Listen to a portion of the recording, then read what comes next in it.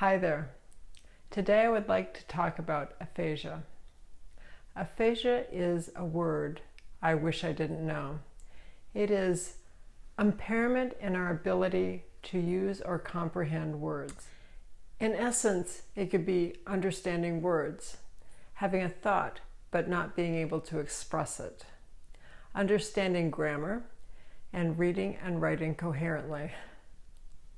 I have read my entire life, so my grammar had become almost impeccable. Then I had a stroke.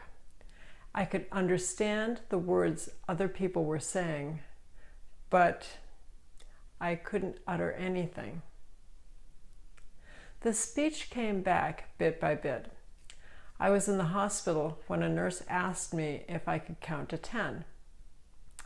I remembered another language, Norwegian, and I thought, why don't I count in that? So I did, and the nurse felt very annoyed with me. She told me that speaking in another language would hamper my ability to speak English. While the nurse gave me an exasperated look, my husband smiled at me. My ability to speak Norwegian gave him some hope. He thought clearly she remembers some of who she used to be.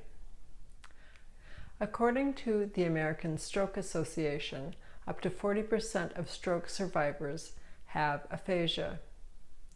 For me, I had difficulty getting what was in my head to come out of my mouth. In the beginning, I had a hard time understanding grammar. Reading and writing were also quite difficult. Now I can write on a computer, but it took a long time for me to get to the point where I could write a simple paragraph. The thesaurus became my friend, as words were almost there in my mind, but I still couldn't think of how to spell them. Speech therapy played an important role in learning how to talk again. My first speech therapist worked for the rehab hospital, and she taught me simple things like saying sounds again.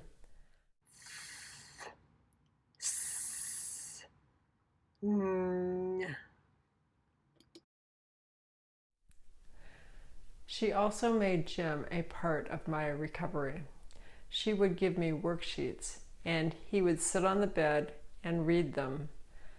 Maybe it would be, it's for making a hole, and I would have to think of spade or shovel. And sometimes I couldn't come up with a word. When they released me from the hospital, I was so terrified that my next speech therapist would not give me the treatment I so desperately needed. I worried for no reason. In fact, I loved my second speech therapist. She gave me games to play, and I remember playing Scrabble with my friends. They had to adhere to all the rules. I had no rules other than I needed to spell a word.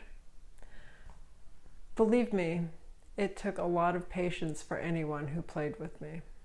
My second speech therapist also gave me books to read from Dr. Seuss, including Fox in Socks. That book says it is dangerous, and it's not kidding. That book was extremely difficult, and I had a very hard time saying the words that Dr. Seuss loves. I also still struggled with making the sounds at the end of the words. Finally, this speech therapist taught me to slow down. She taught me to say things differently, so when I had a word in my head that couldn't come out my mouth, I wouldn't shut down. I could figure out how to get my point across differently. I was shut down often enough. It has taken 3 years of hard work to get to the point where people don't know that I've had a stroke. I'm Marsha Moran. Next time I will talk more about learning to speak. If you're interested in this post, please like it.